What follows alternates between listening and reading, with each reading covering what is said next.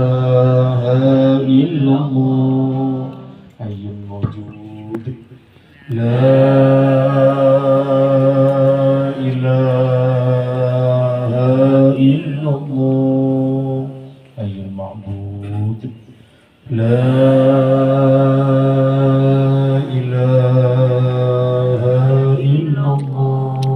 Sayyidina Muhammad Rasulullah sallallahu alaihi wasallam.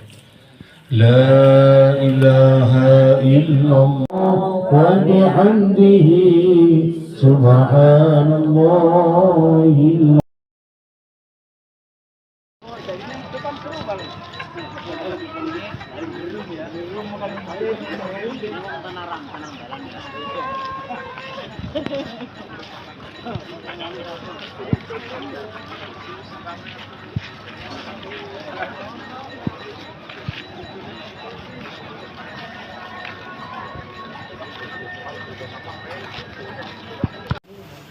والأولياء والشهداء والصالحين والصحابة والتابعين والعلماء والعاملين والمصنفين المخلصين وجميع الملائكة المقربين وجميع المجاهدين من مشارق الأرض إلى مغاربها برها وبحرها ونخص خصوصا يا شارف هداية الله وزكي عند الجميع يا عمد الجميع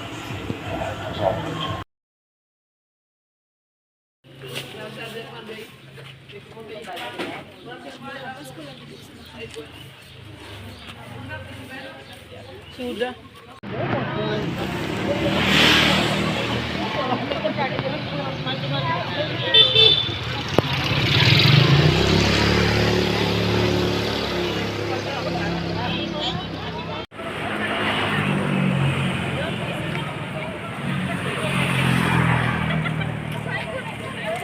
Awas mengganggu ibuku. Kamu tuh.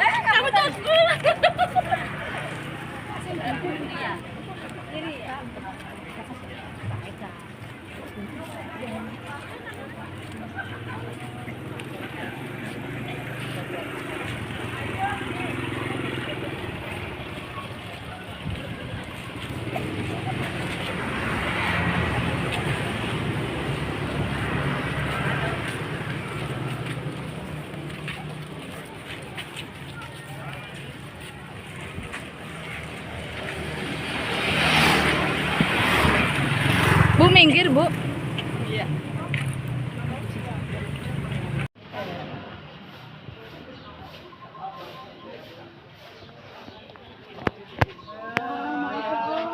Kita sudah berada di makam pahlawan nasional Kiai Haji Abdul Wahab Hasbullah. Menyusul berikutnya nanti pahlawan nasional dari buntut pesantren Kiai Haji Abbas.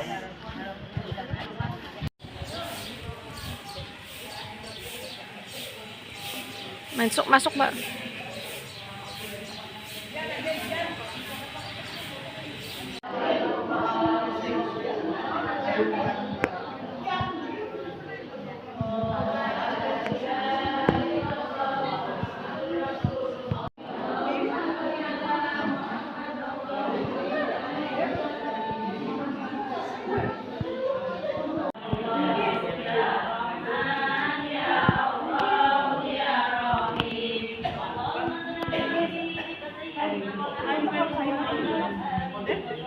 La ilaha illallah, la ilaha illallah, la ilaha illallah, la ilaha illallah, la ilaha illallah, la ilaha illallah, la ilaha illallah, la ilaha illallah, la ilaha illallah, la ilaha illallah.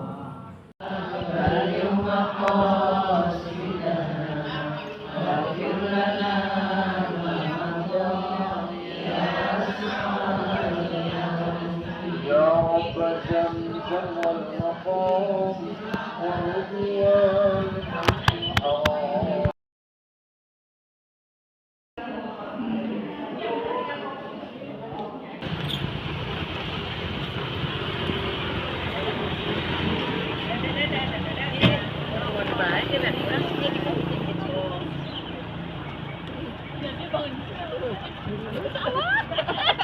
bisa kangkis kono. Ada juga.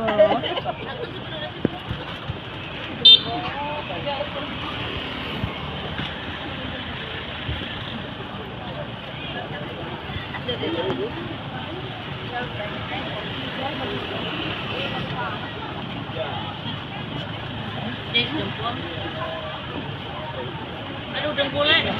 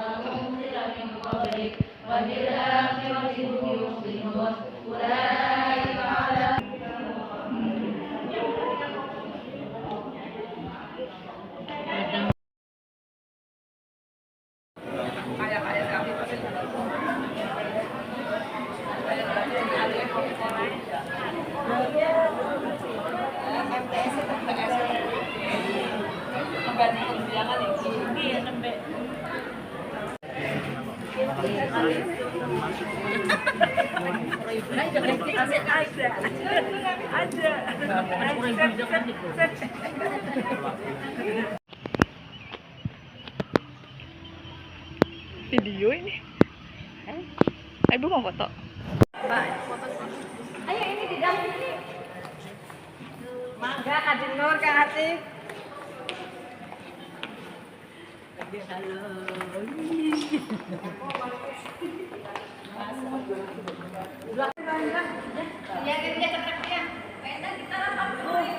Oh iya. Dikira 30 menit tadi. Kalian bobo. Dulu kayak lagi kuliah tingkat tantep. Ajib. Halo. Yus.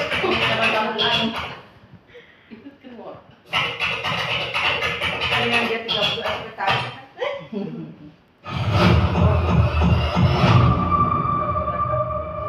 Kenapa?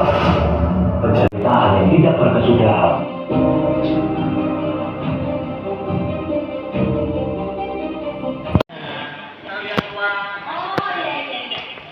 Ya nanti melihat jumlahnya. Masya Allah. Tuh ruangan Gus Dur. Dari Yasin Masyari kita ke ruang Gus Dur.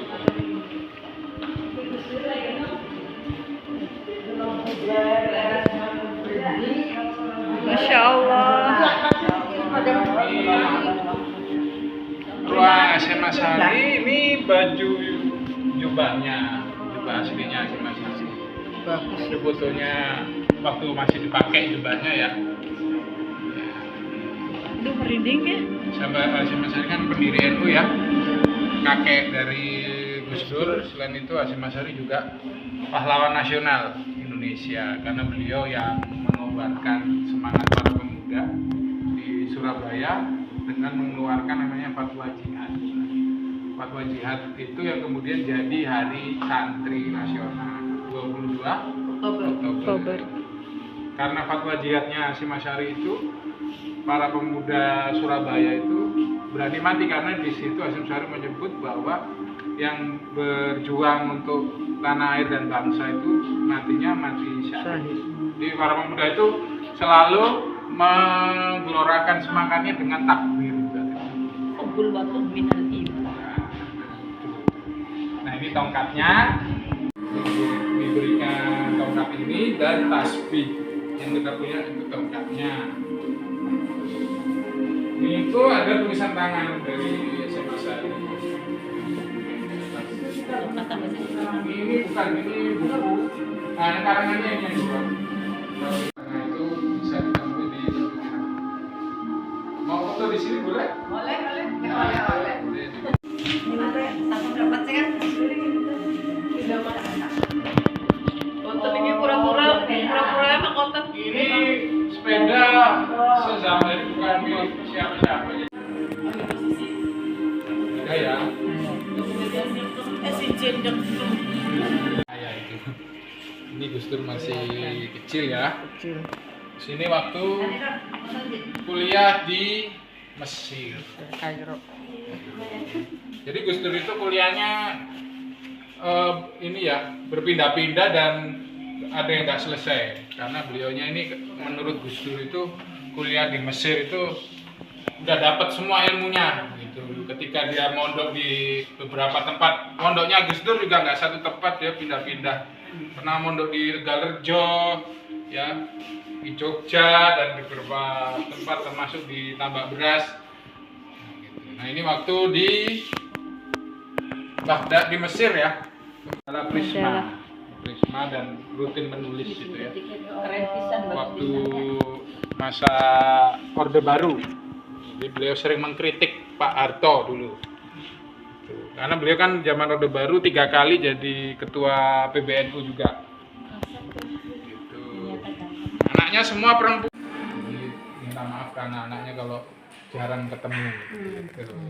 Jadi sudah digadaikan untuk Nah, negara iya. hidupnya ya Allah luar biasa. Ya jadi hidupnya itu satu NU. Kata-katanya sih Mas. Iya ini. Nah, Pertama untuk ya ini PJ Kas Gus Dur rajutan itu dari rotan.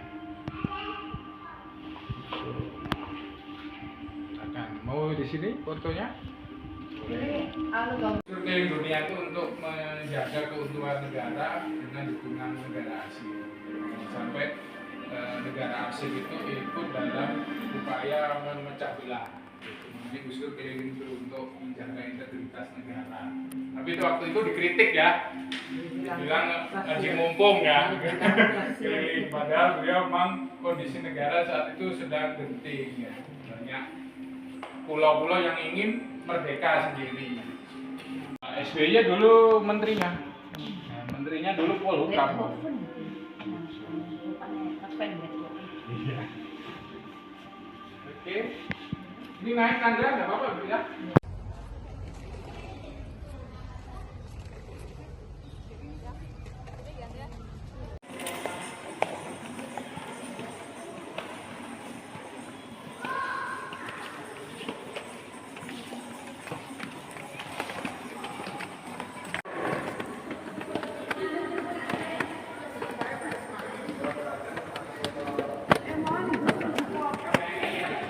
Penyebaran Islam di Indonesia.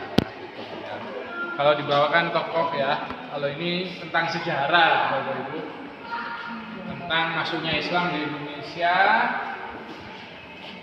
Jadi kalau dalam catatan sejarah itu orang Islam di Indonesia ini sudah ada sejak abad ke-7 Masehi. Itu zamannya Borobudur selesai dibangun itu Islam sudah ada. Awalnya di Sumatera. Nah, namanya situsnya situs Bongal di Tapanuli. Di situ ditemukan koin-koin dari zaman Abbas. Sudah koinnya ditemukan di Tapanuli, koin Abbasiyah itu. Koin dua itu. Iya, kalau itu bagian itu abad 11. Bisa kalau yakin bisa ini.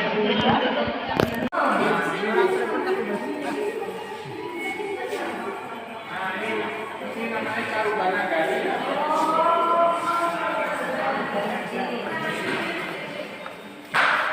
Ini gambarnya gambar pedangnya Nabi Muhammad, namanya pedang Zulfikar. Kemudian ini ada siluet macan ya, karena kalau aslinya di Jakarta di Museum Nasional kalau mau lihat aslinya. Bukan di Banten ya? Banten. Kalau ini Cirebon.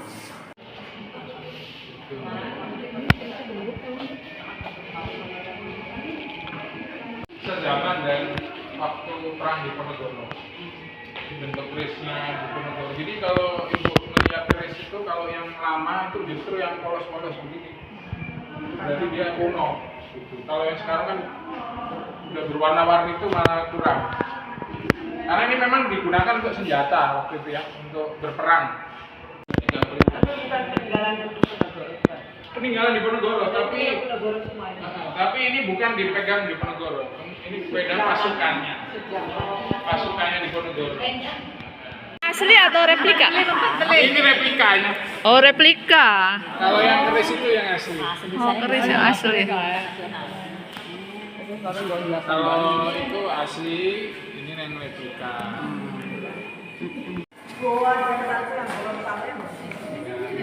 Kalau kita kan biasa bahasa Jawa, di Bugis juga ada bahasanya sendiri, namanya bahasa Bugis. Ini penulisan kalau isinya Hono Caroke ya? Ya, kalau Bugisnya kayak gini, kadang apa apa seperti itu. Kitabnya banyak, ya. Ini catatan-catatan, terus itu ada kutika. Ini hasilnya. Ini makam Sultan Hasanuddin. Ambilan kakon gambarnya tulisan jago, tapi kan aja kang lagi gambaran aja ketutup. Oh iya. Terus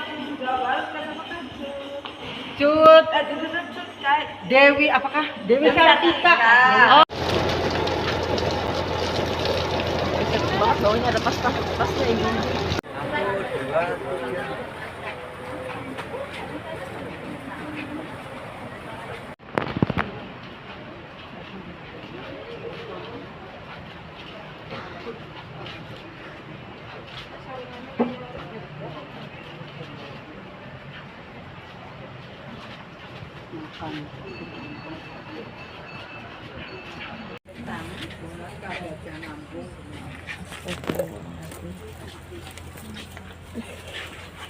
Alhamdulillah pagi ini kita selesai melaksanakan ziarah datang Muassis NU, datang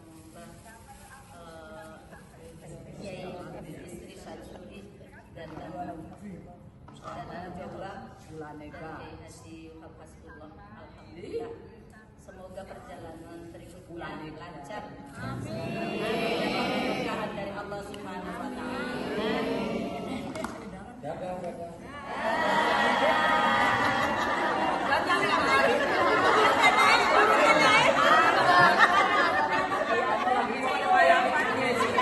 Kita nyampe ke lokasi makam Gus Dur dan satu lokasi ini ya, lokasi dengan hari ada ini juga apa namanya masjidnya dan kacamata hitam sangat kepake ya. Di sini panas banget. Ini jam 11.